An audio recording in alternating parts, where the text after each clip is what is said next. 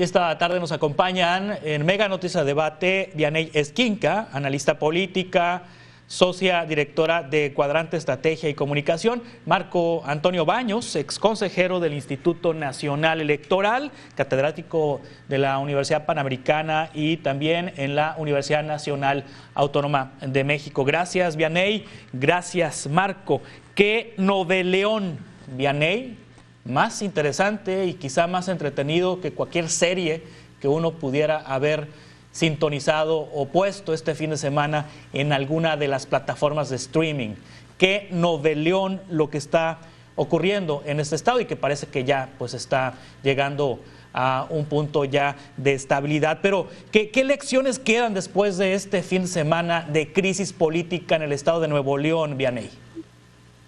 Buenas tardes, Juan Carlos. Me da mucho gusto saludarlo a usted, a su auditorio. Marco, qué gusto saludarlo igualmente.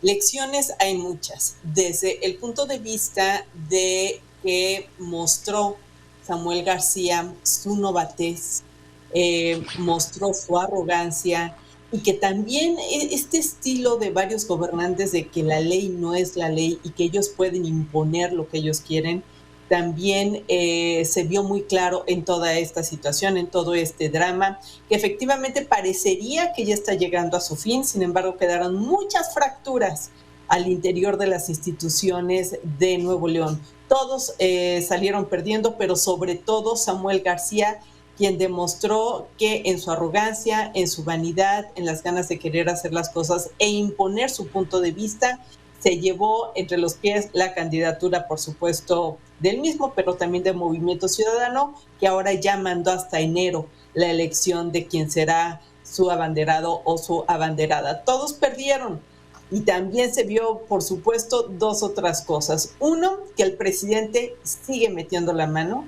cuando le conviene. Aquí se vio clarísimo, desde que le dio cuerda a Samuel García hasta la defensa que hace prácticamente en estos 10 días cuando habló de él fue siempre a favor. Número dos, y que el Poder Judicial funciona. Y gracias a la Suprema Corte de Justicia, al Tribunal Judicial de la Federación, es que más o menos logramos tener las aguas quietas después de todo este drama de la toma del Congreso. Sí tenemos instituciones y de ahí la importancia de mantener esta división de poderes, Juan Carlos. Sí, Marco Baños, es una probadita de lo que se nos viene en 2024, esto que pasó en Nuevo León, porque la clase política del estado de Nuevo León demostró una enorme inmadurez, tanto el oficialismo, representado por Movimiento Ciudadano, como la oposición, representada por lo que el propio Samuel les llama el PRIAN, o la vieja política. ¿Es una probadita de lo que nos vamos a enfrentar en 2024? Bueno, primero que nada, buenas tardes, muchas gracias, Juan Carlos, Vianey, me da mucho gusto saludarla.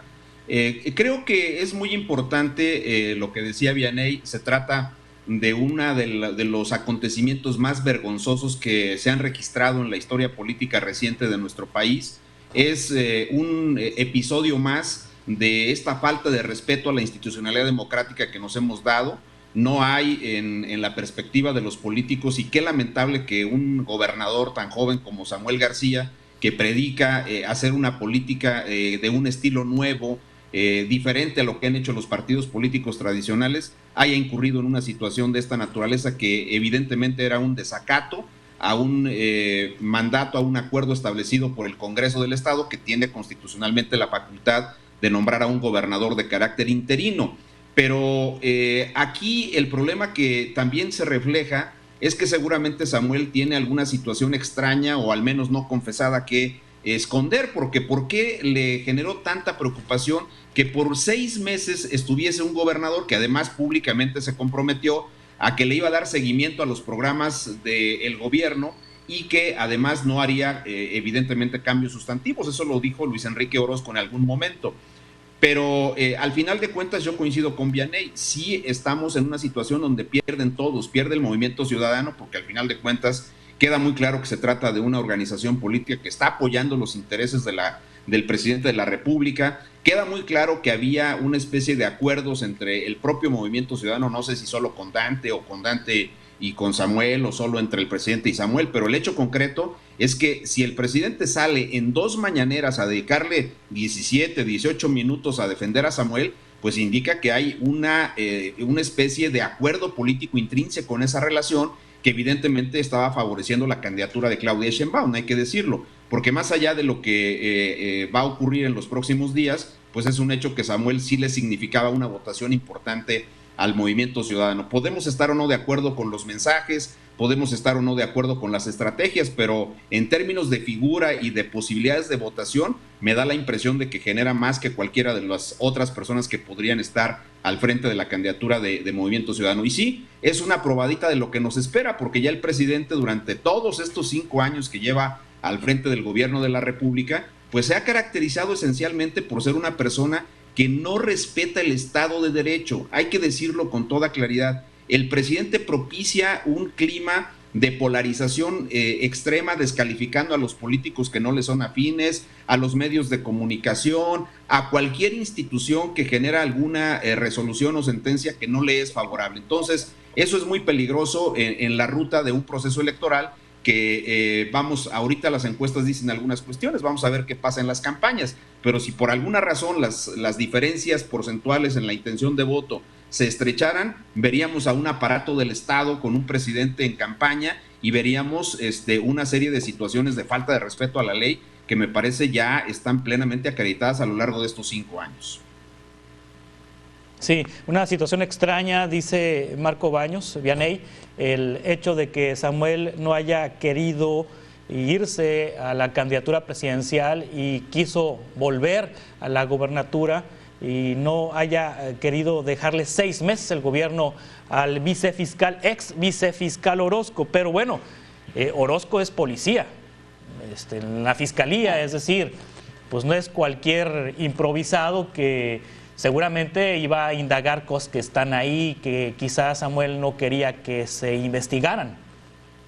El miedo no anda en burro, por supuesto, y mucho se habló, incluso ya desde que estaba en campaña, ustedes recordarán que se hablaba de toda una red de lavado de dinero y el uso de empresas factureras, de estas que están en la lista negra del SAT, donde él, su familia, incluso su propia esposa Mariana Rodríguez y la familia de Mariana Rodríguez estarían involucrados. Entonces, número 1 es ese tema. Número 2, también se habla o se dice que esta especie de cargo honorífico que tiene Mariana Rodríguez en el gobierno de Nuevo León y que se llama Amar, o que así le pusieron Amar, esta figura rara donde también estarían destinándose recursos públicos, sería una segunda causa.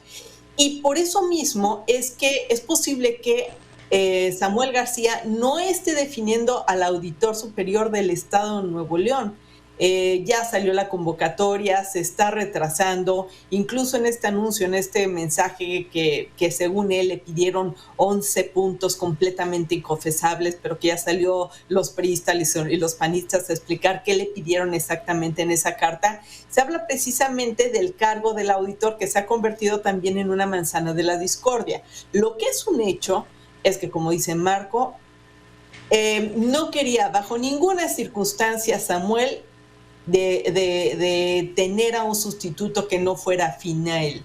Entonces, seguramente el pánico que tiene de que hagan estas investigaciones fue mayor que su propia ambición presidencial, que ya de por sí era un despropósito.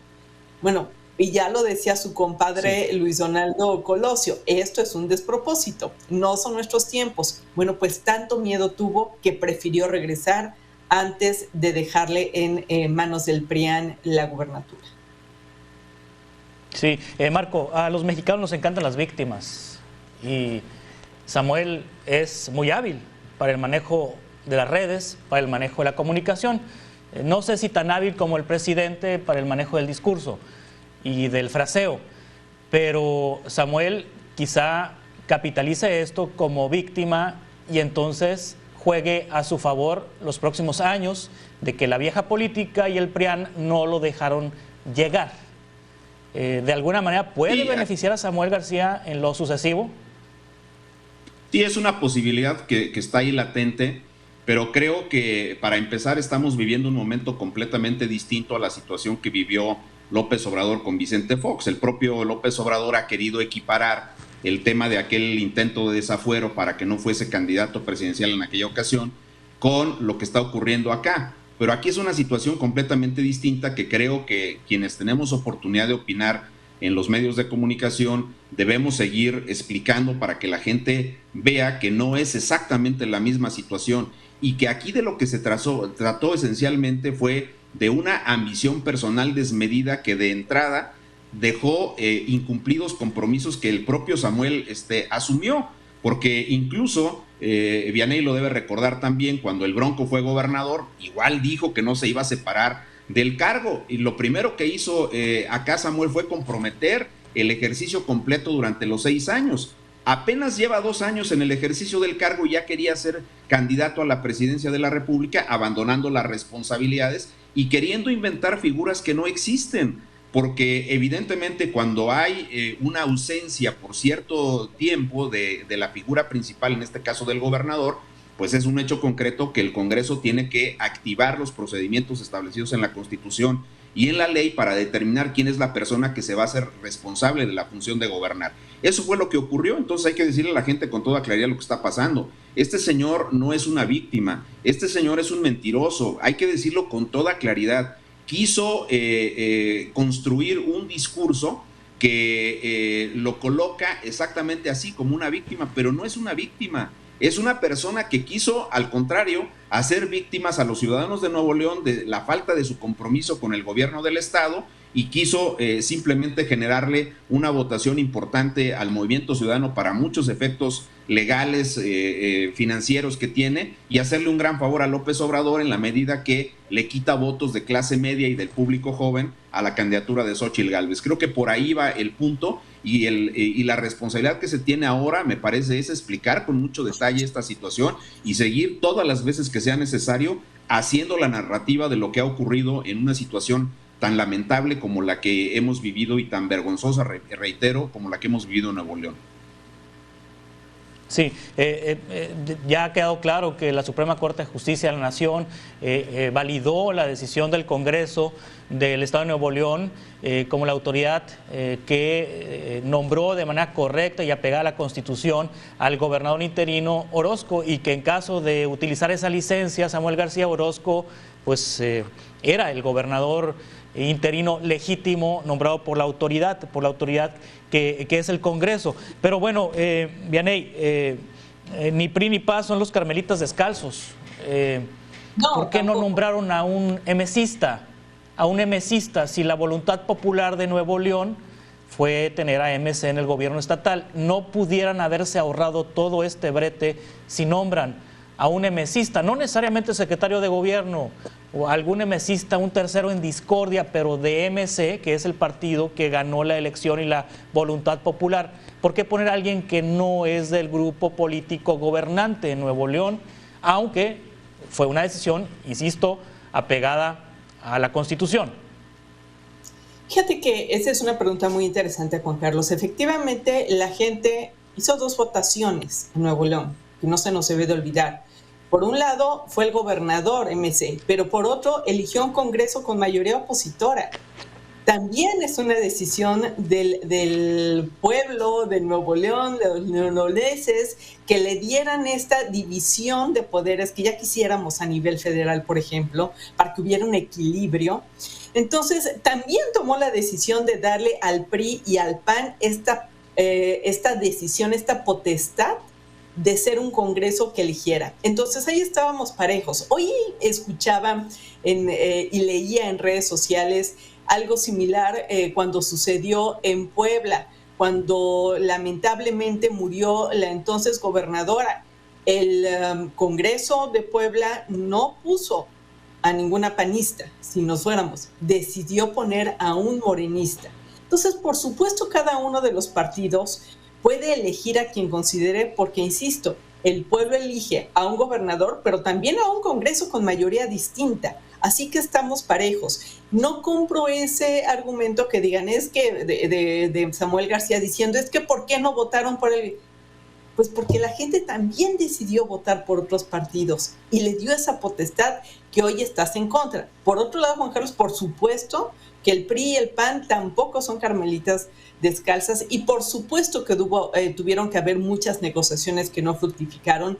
Incluso se hablaba que ya se había llegado a un acuerdo previamente, antes que sonara todo este drama, y que se rompió en el camino debido a que el PRI y el PAN nacional intervinieron.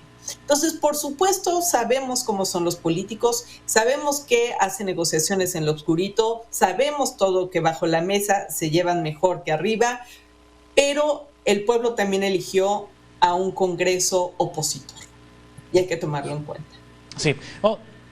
Vamos a continuar con esta conversación. Estamos en Mega Noticias a Debate con Marco Baños, con Vianey Esquinca, analizando el tema de Nuevo León. En 2 minutos más de esta conversación.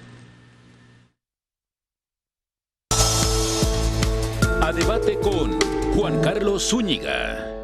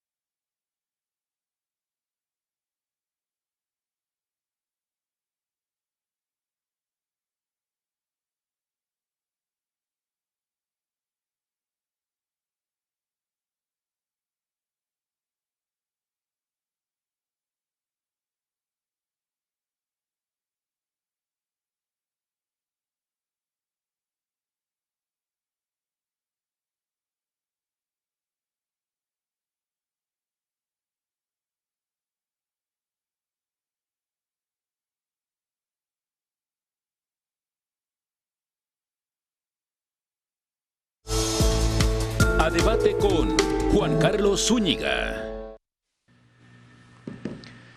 Continuamos en Mega Noticias a Debate. Adrián de la Garza, ex candidato del PRI a la gubernatura de Nuevo León, advirtió a Samuel García que, de llegar a ser fiscal del Estado, investigará todas sus acciones y perseguirá sus delitos, incluso llevarlo a la cárcel. Sostiene que hay evidencia documentada de que García habría alterado el periódico oficial del Estado en su propio beneficio.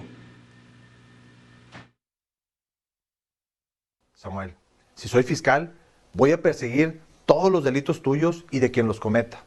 Hoy es particularmente preocupante lo que estás haciendo. En este momento no eres gobernador del Estado y estás usurpando las funciones del Poder Ejecutivo. Estás violando flagrantemente una suspensión de la Suprema Corte de Justicia de la Nación. Sí, Marco Baños, ¿hay elementos como para considerar que Samuel García violó la ley? En relación al procedimiento para la designación del gobernador interino, sí, en mi opinión hay una serie de incumplimientos y sobre todo un manejo absolutamente irresponsable por parte de Samuel. Los otros temas que mencionaba Vianey, que son evidentemente públicos, se ha mencionado que hay investigaciones en la Unidad de Inteligencia Financiera, que hay traspasos de dinero hacia las cuentas de Samuel, las empresas fantasmas, una serie de situaciones. Esos temas, pues evidentemente se tendrían que investigar y demostrar para que se establezcan en su caso las sanciones correspondientes. Pero creo que en medio lo que nosotros estamos viendo es un conjunto amplio de situaciones que prácticamente tienen cancelada la negociación política y el diálogo en una entidad tan relevante como es Nuevo León. Nuevo León es uno de los estados más importantes de la República Mexicana, pero no hay posibilidades de que el gobernador y de que los integrantes del Congreso, de las fracciones parlamentarias de los otros partidos, dialoguen. Es una situación verdaderamente inadmisible para el funcionamiento de una entidad federativa, porque yo, igual como Vianey, creo que cuando tú tienes un Congreso que tiene mayorías de partidos políticos distintos al que tiene el gobierno, pues se genera un natural equilibrio democrático, y tienen evidentemente atribuciones unos y otros que tienen que ser ejercidas al marco de la ley y con absoluta responsabilidad, con un código ético específico y sobre todo de cara a la ciudadanía para que se vea por qué se están tomando las decisiones.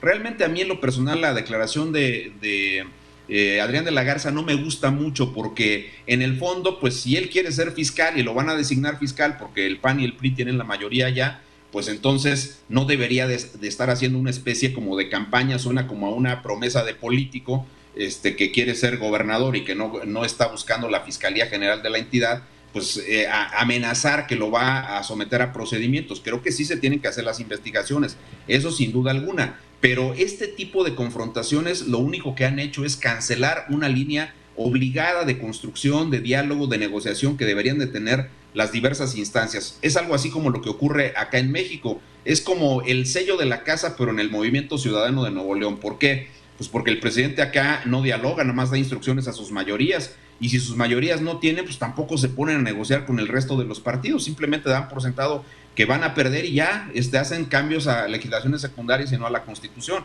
y ese no es un buen tema en términos democráticos.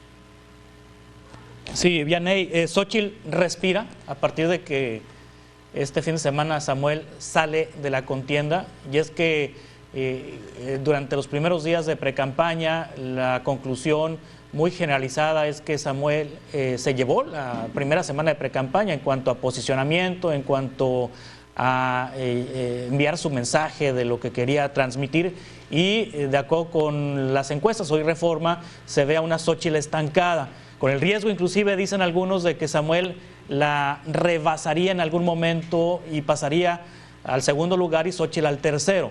¿Respira Xóchitl a partir de que Samuel ya no está?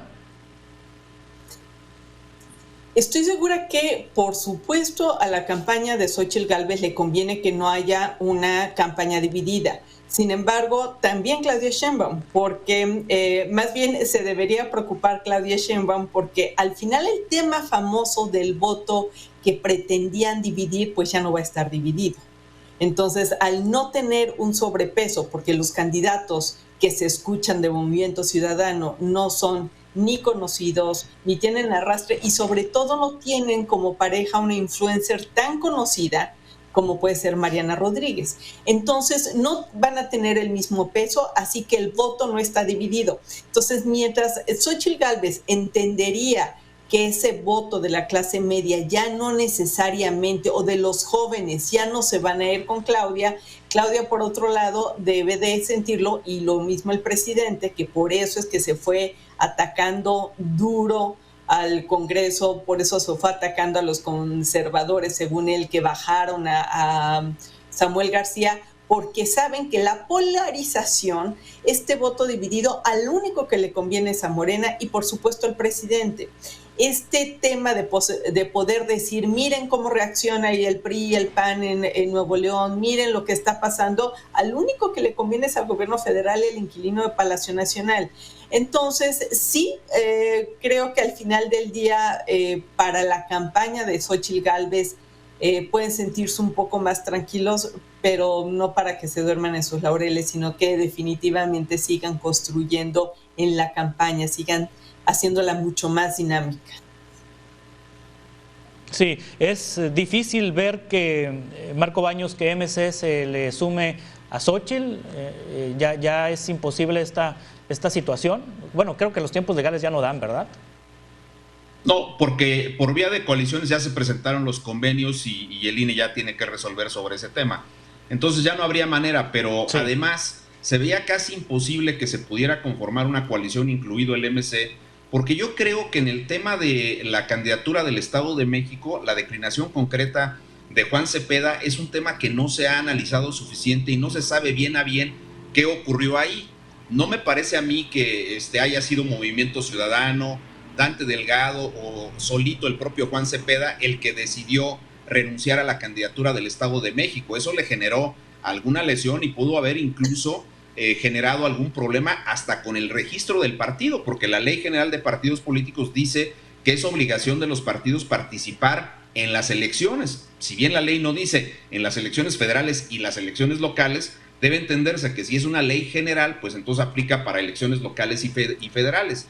En este caso no ha quedado claro el asunto y yo creo que esa fue una estrategia de algún acuerdo entre las dirigencias del PRD con Juan Cepeda, que era obviamente un militante destacado, fue candidato en otro momento del PRD a la gubernatura del Estado de México. Ese tema no se aclaró suficiente, pero yo creo que en medio de eso algo tuvo que ver la coalición de Va por México, el Frente Amplio, que evidentemente se retiró la candidatura de Juan Cepeda. Y yo creo que había agravios suficientes como para que Dante Delgado dijera que sí a la posibilidad de una coalición, por más que lo presionaron. Ha sido impresionante los llamados, las organizaciones ciudadanas, los propios partidos, muchos analistas que opinaban que podría generarse una coalición opositora bastante fuerte con el Movimiento Ciudadano, pero me parece que eso no va a ocurrir de esa manera, y Movimiento Ciudadano tiene un problema porque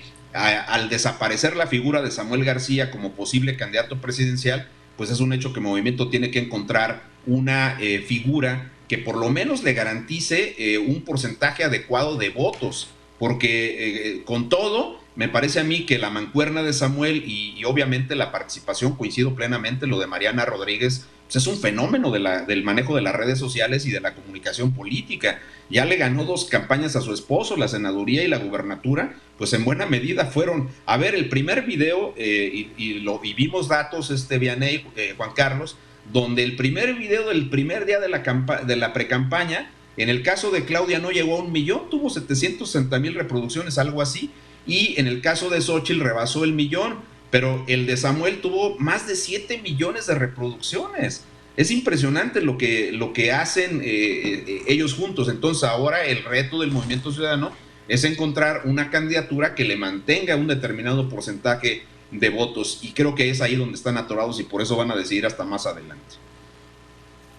Sí, estoy leyendo aquí la nota del diario Reforma, del evento de Dante Delgado, el aniversario de Movimiento Ciudadano.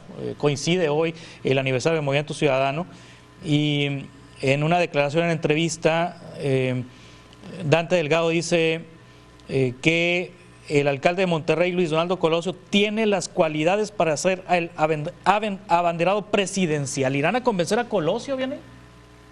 No pueden, porque es que ya tenía que haber renunciado. Entonces, como alcalde sí puede, ¿no? Como funcionario público, a ver, Manuel, Marco, tú me podrás, por favor, corregir. Sí puede, ¿no? Como funcionario público no deberían... ¿Hay plazos para los gobernadores? Sí, son los 6 meses. Y creo que en el caso de los alcaldes son 90 días, pero sería cuestión de revisar bien el dato, pero parece que sí podría, aunque no sé si tú coincidas, se ve muy difícil porque él ha sido sistemáticamente negativo a esa posibilidad. Sí, ha señalado que no es su tiempo, que se lo recomendó. Sería la primera declaración que hace es diciendo no quisiera ser yo el que divida la oposición. Entonces, por congruencia, si tuviéramos aquí ser sus asesores, es, oye, vamos a suponer, puedes, no debes. No debes porque efectivamente no es un tiempo, porque te van a destrozar, porque además vas a estar jugando nuevamente a ser el tonto útil de una campaña morenista. Entonces definitivamente no tendría las circunstancias. Yo dudo que lo haga, si es que, sí, como me están comentando que sí puede todavía como alcalde. Sí, están otros 4 nombres que son los que han circulado, Vianey. Maynes, el coordinador de los diputados de MC en la Cámara, Patricia Mercado, que ya fue candidata presidencial, Juan Zavala y el propio Dante Delgado. ¿Alguno de estos cuatro puede levantar la candidatura de MC como la traía Samuel? ¿Vianey? En mi opinión, bajo ninguna circunstancia. Incluso Patricia Mercado ya señaló que no estaba tan interesada en participar en esta contienda porque sabe perfectamente que es ir a perder, ir a hacer el juego útil o inútil para un tercero. Creo que de los tres que estás mencionando, Patricia Mercado sería la mejor, pero por lo mismo sería la menos posible por toda su carrera, por toda su trayectoria en donde ha sido congruente consigo misma. Sería un error que aceptara, vamos, porque ella sabe a lo que va. Y de los otros tres personajes, definitivamente ninguno tiene el arrastre, ni tiene la figura, ni tiene las redes sociales, nadie los conoce. ¿Y sabes qué va a pasar? Y esa sería mi apuesta, que todo este tinglado al final del día va a ser para que sea Dante Delgado el candidato presidencial de Movimiento Ciudadano. Eso es lo que desde el primer momento yo decía, es que qué raro que haya sido Samuel, si Dante se le ve en los ojos, en el corazón, en el alma. Podría ser que esa fuera porque el pueblo vivo lo pide, que él terminara siendo el candidato de Movimiento Ciudadano. Dante Delgado con los fosfo, Marco Baños, es decir, con los tenis naranjas. Pues se pone algunos tacos, lo he visto por ahí en algunas ocasiones que se ha colocado a la moda, lo hace muy bien, la verdad, pues, usa tenis, son más cómodos, y ya que se dio esa licencia de quitarnos el uniforme, ¿verdad?, de la corbata y los zapatos, pues, pero no creo que se ponga unos fosfos, la verdad es que no creo que vaya a hacer eso. Y coincido con Vianey, se ve muy complicado que, por ejemplo, Jorge Álvarez Maínez, quien es un gran tribuno, es un activo importante del Movimiento Ciudadano, pero no trae este posicionamiento como el que traía Samuel gracias al trabajo de Mariana. Patricia es un gran perfil, pero ya dijo claramente que no tiene interés. Le escuché una entrevista hoy. Es una mujer muy seria, muy reconocida, con mucho prestigio. Me da la impresión que no va a prestarse a una situación de esta naturaleza. Por tanto, pues el tema va a quedar entre Dante y Juan Cepeda. Yo creo que por ahí va a venir esa situación. Vamos a ver qué deciden ellos, pero se encuentran en un gran riesgo. Creo que el principal perdedor en esta situación que ocurrió el fin de semana es justamente el Movimiento Ciudadano. Es un partido que no tiene tampoco un porcentaje de votos muy amplio, entonces ir a una campaña sin una figura muy relevante podría ser complicada. Antes es un político de mucha experiencia, de mucha trayectoria, pero me parece que ya en este momento no sería la mejor opción en términos de una campaña presidencial de Movimiento Ciudadano. Ahora, si bien estamos en época de precampaña y las campañas no han iniciado, sí hay un segmento de la población que deja descubierto, Vianey, Samuel, el de los jóvenes. Son 15 millones de nuevos votantes, que era el mercado naturalito de Samuel, y que no lo está atendiendo ni Claudia ni Xóchitl. Y me imagino que Dante pues va a ser el abuelito de estos electores, o el bisabuelo. Hay un grupo importante, numeroso de electores a los que no les están hablando, salvo Samuel les hablaba, pero ya no les está hablando ninguna de las otras dos precandidatas. Es correcto. Lamentablemente tú ves el desencanto de los jóvenes cuando hablan de político y su desconocimiento. No les interesa, no les está tocando ninguna vibra, no están conectando con esta audiencia que de por sí es muy complicada porque es muy volátil.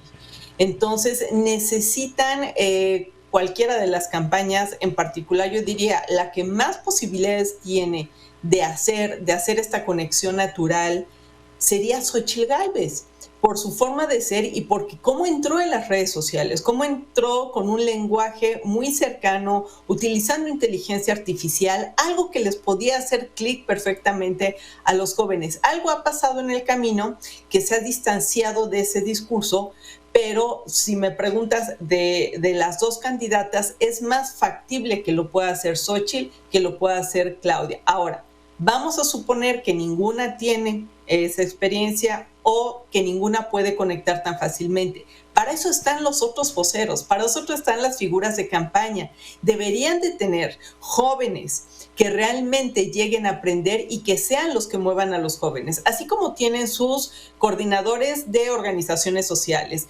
coordinadores de cada una de las audiencias, de los empresarios. Necesitan una figura que les hable a los jóvenes, ya que ellas no pueden, sí que tengan un coordinador de juventudes. Creo que Xochitl Gálvez ya designó a una persona que sigue siendo como de este ámbito político. Más bien deberíamos sí traer a alguien que conozca, que hable lenguaje, redes sociales, que hable como los jóvenes para poder hacer esa conexión. Sí, Marco Baños, el voto joven en 2024 es un voto muy importante en términos numéricos. Si tengo mal el dato me lo corrige, entiendo que son 15 millones de nuevos votantes para 2024 y que los menores de 29 son 30 millones, es un montonal de electores. Sí. El INE está publicando algunos datos. En la página del INE hay una especie de numeralia de los principales datos del proceso electoral y dice el INE que calcula que va a cerrar la lista nominal con 98.4 millones de personas. Ahorita son más de 97 los que están inscritos en los listados nominales de electores, es decir, los que tienen credencial para votar. Y de ese universo, los que están reconocidos como jóvenes son los que van de 18 a 29 años. Y ese, de acuerdo a los estudios de participación ciudadana que publica el propio INE después de cada proceso electoral, es el segmento de personas que menos vota. Y un dato que es también muy relevante es que en cada proceso electoral presidencial, sea el de Vicente Fox, el de Felipe Calderón, el de Enrique Peña, el del propio López Obrador, han tenido en promedio un abstencionismo del 38%. Es decir, hay un núcleo bastante grande de personas que no votan. López Obrador tuvo arribita del 62%, Peña el 63%, Calderón abajo también del 63% y Fox por ahí del 62% también. Entonces hay un 38% del listado nominal que tradicionalmente no está votando. Y sí se necesita, como mencionaba Vianey, se necesita alguien que le hable a ese público. Tienen lenguajes, tienen códigos completamente diferentes a los que usamos otras generaciones de mexicanos. Y creo que aquí sí se requiere alguien especializado en ese lenguaje, y creo que uno de las razones del éxito justamente de las campañas de Samuel pues ha sido que su esposa forma parte de esos grupos de jóvenes y sabe cómo hablarle a los jóvenes, más allá de si el mensaje es sustantivo, si el mensaje es importante. Pues el tema es que fue una genialidad, digo, hay que reconocerlo. Se quedó para la historia el tema del fosfo, con los tenis naranjas. Muchos seguramente ya se compraron los tenis naranjas, pero pues ya no los van a usar porque ya no van a tener ese público.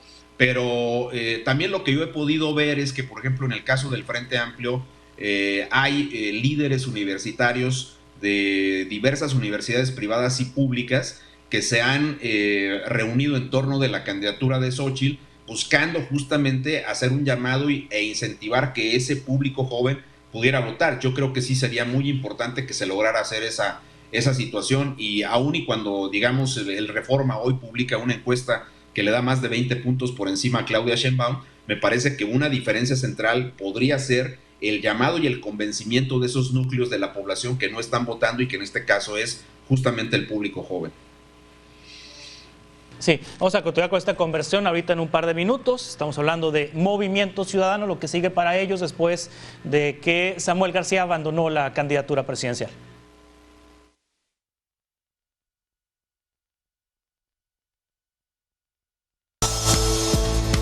A debate con Juan Carlos Zúñiga. A debate con Juan Carlos Zúñiga.